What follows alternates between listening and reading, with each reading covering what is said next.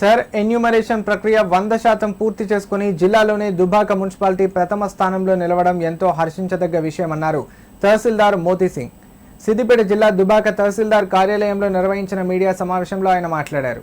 Sir ప్రక్రియ 100% పూర్తి కావడానికి BLOల సహకారం ఎనలేనిదని, వారితో పాటు గ్రామాల సర్పంచులు, వార్డుల కౌన్సిలర్లు, పార్టీల నాయకులు, CARPలు, అధికారులు ఎంతో సహాయ సహకారాలు అందించారన్నారు.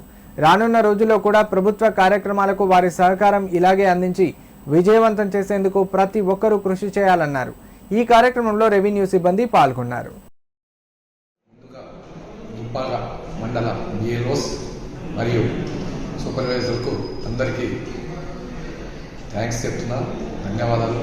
ఎందుకంటే ఈ SIR వర్క్లో వారు చాలా కష్టపడి మండలాన్ని ముందు తీసుకెళ్లడం జరిగింది.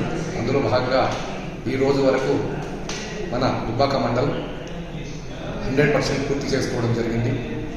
అందుకు సహకరించిన రాజకీయ నాయకులకు, కౌన్సిలర్లకు మరియు వివిధ మున్సిపల్ కమిషనర్లు మరియు వివిధ కౌన్సిలర్స్ మరియు మా అధికారులందరికీ ప్రత్యేక ధన్యవాదాలు తెలుపుతూ, మనం జిల్లాలోనే మున్సిపాలిటీలో మొదటి స్థానంలో ఉండడం నేను చాలా గర్విస్తున్నాను.